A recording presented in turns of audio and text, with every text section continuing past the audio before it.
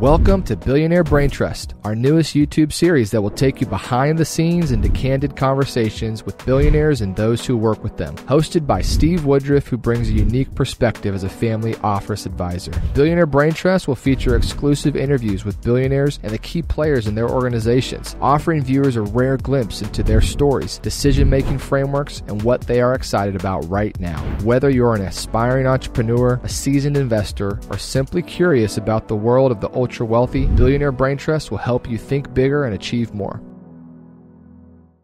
I'm very excited to interview Ed Connors.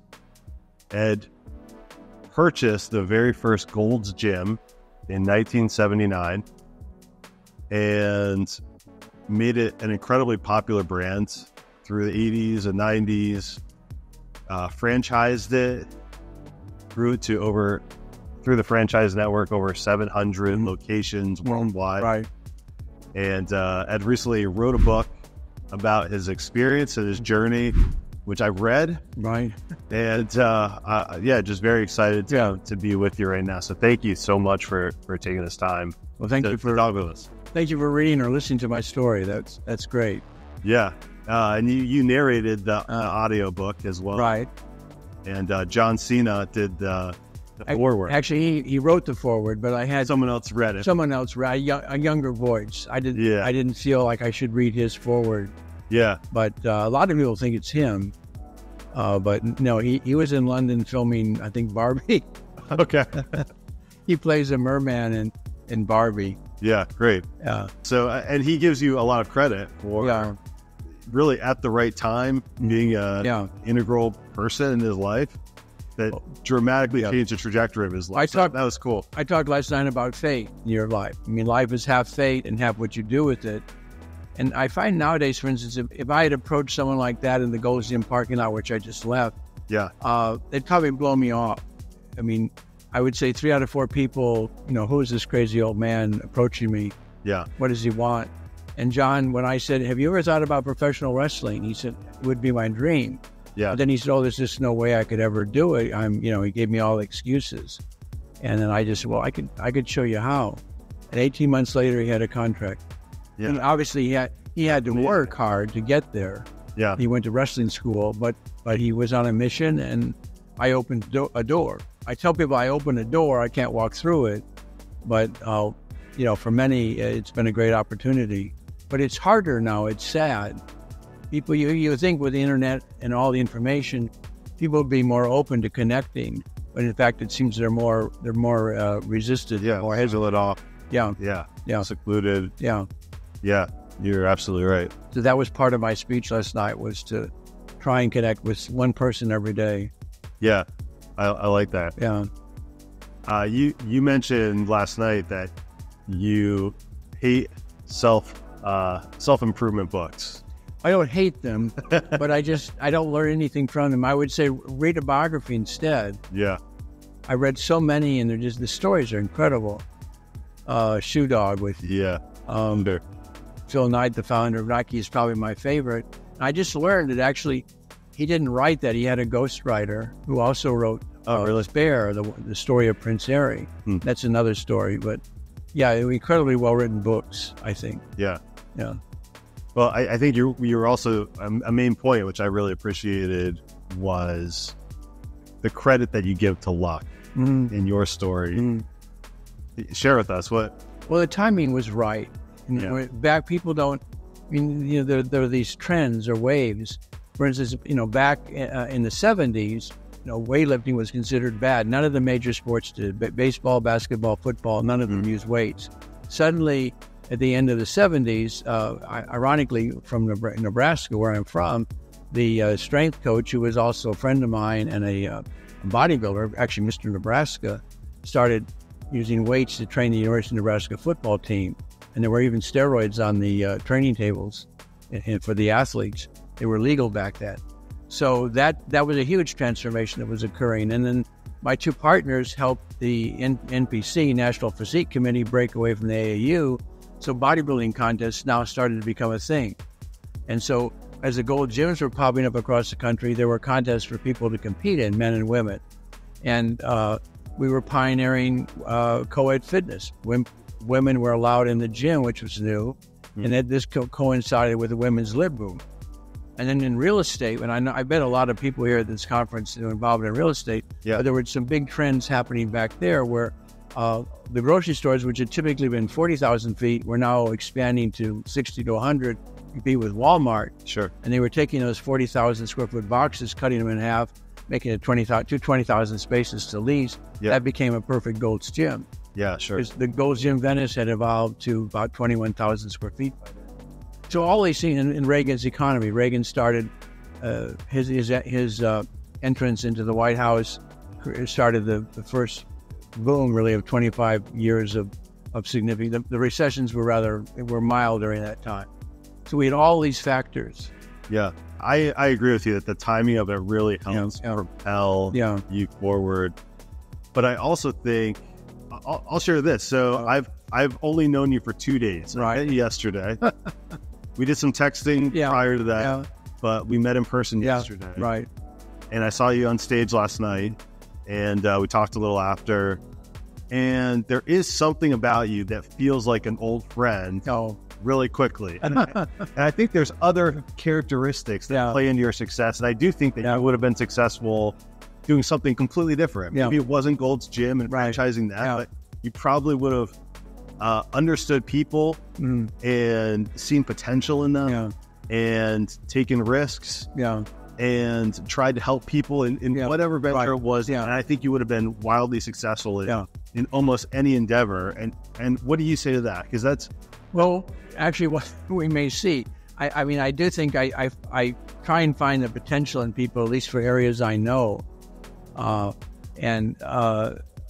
right now working with a healthy longevity clinic, and I see potential there. And I've liked some of the people I've worked with. Yeah. I'm also trying to start a new gym chain, which is using virtual reality. And I've met some people there that I like working with.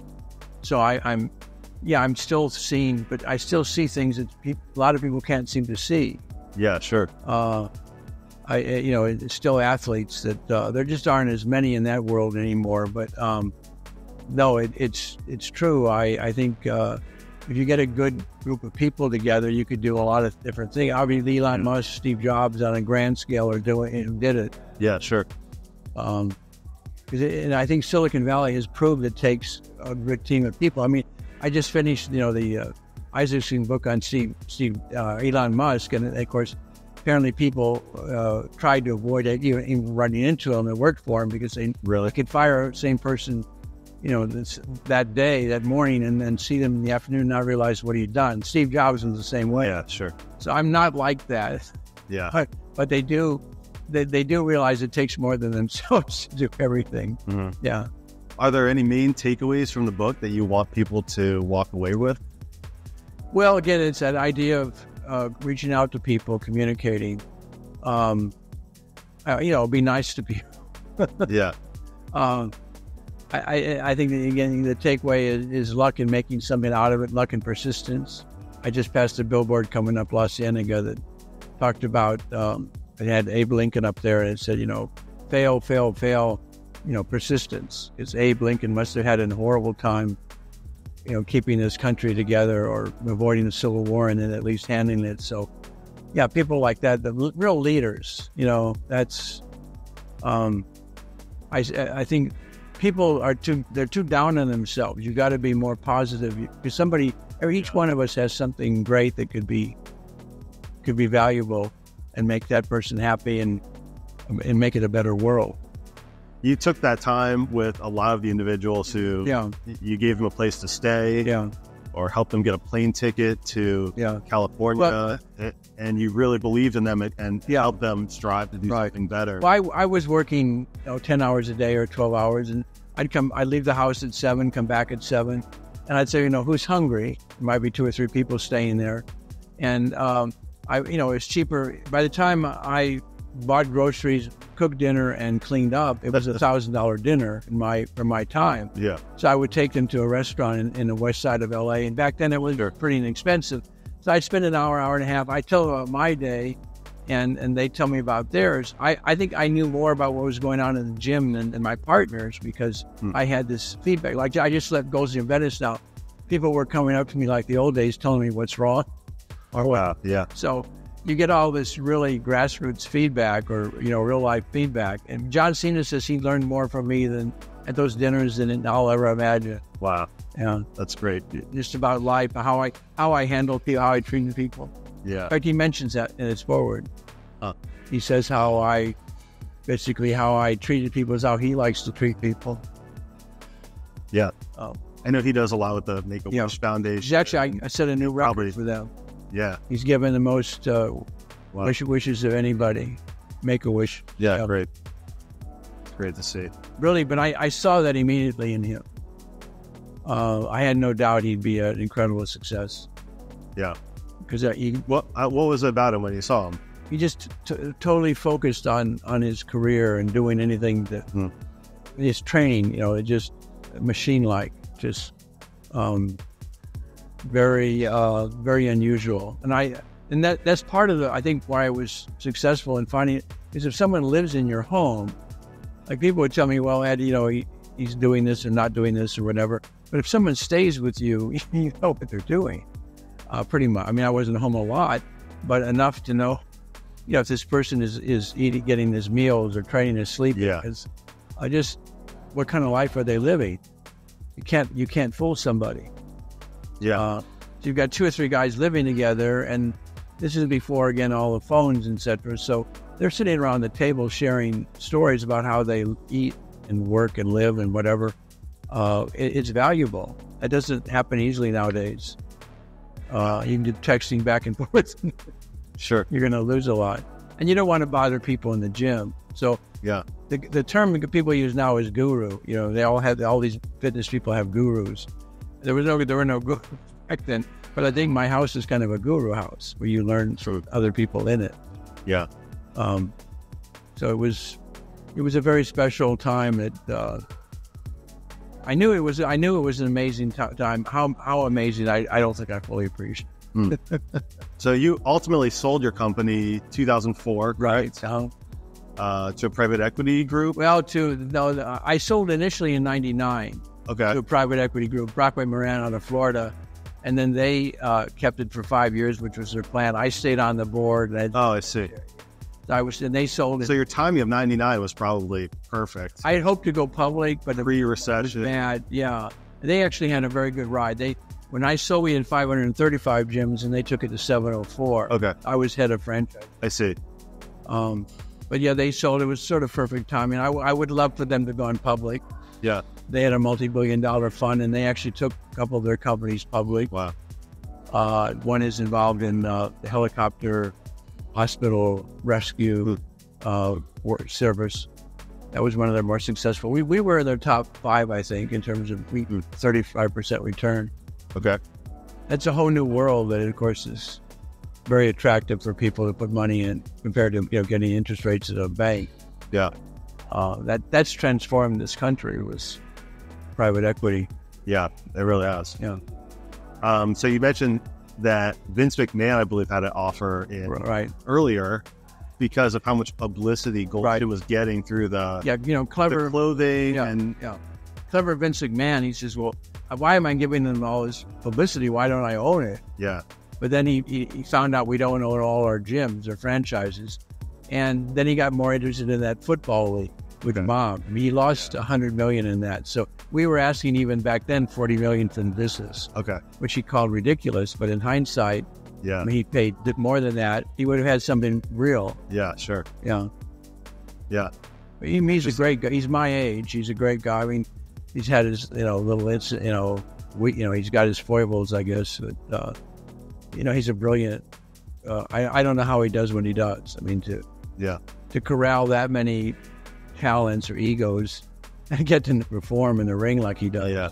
Just, I couldn't sleep. Yeah. So after you exit your company, you have a lump sum of cash. Yeah.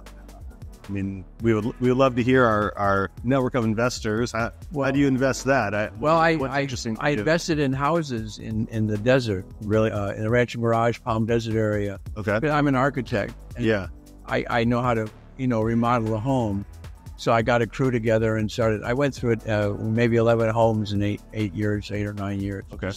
And then that kind of got that out of my system. I always wanted to do, my own custom home and whatever, and see what I could do. And I love design still a lot. And no, but I'm at 80 years old. I'm kind of beyond all that stuff now. I don't need to have a big home or, a fancy home or car. Sure. I haven't owned a car in 5 years. Really? You just Uber everywhere? I Uber, Lyft, take public transit. There's a whole world out there on foot. Yeah. People are missing that. The light rail in LA is amazing. I've lost 15 pounds walking more. Really? Yeah. And no, it's been great for me. I don't miss the car at all. I feel liberated. Yeah. I realize some people have to have one, but I have not missed it. Yeah. I love New York City. I may be moving there permanently, so we'll see. It's all about my new gym project. It may cause me to go back to Austin to live. Actually, I've got a plan for something in Vegas. Yeah, right. I don't really care anymore where I live as long as I can see this next phase of my life. Yeah, great. My home is my 2 suitcases. All right. Yeah. You seem like you keep your body moving well, your mind sharp. Yeah. I try to read. You talk about nutrition. I try to eat 2 meals a day. I eat breakfast and I'll have lunch here or an early dinner. I'm 8 hours sleep at least. Trying to get a power nap in the afternoon. 10 to 20,000 steps a day. Swimming, light exercise when I can. Yeah. I read 2 or 3 books a week. Yeah. Yeah. I'd love to learn a language, but I think that ship has sailed. Yeah. It's challenging. Yeah. Yeah. I had a knack for languages. I still do. But I think it's memorizing all of the vocabulary that would it hurts me. Yeah. Yeah. And great. Well, I appreciate this. Yeah. This is wonderful. I'm so glad we got to sit down. I'm so glad that I got to talk with you over this past week. Thank you.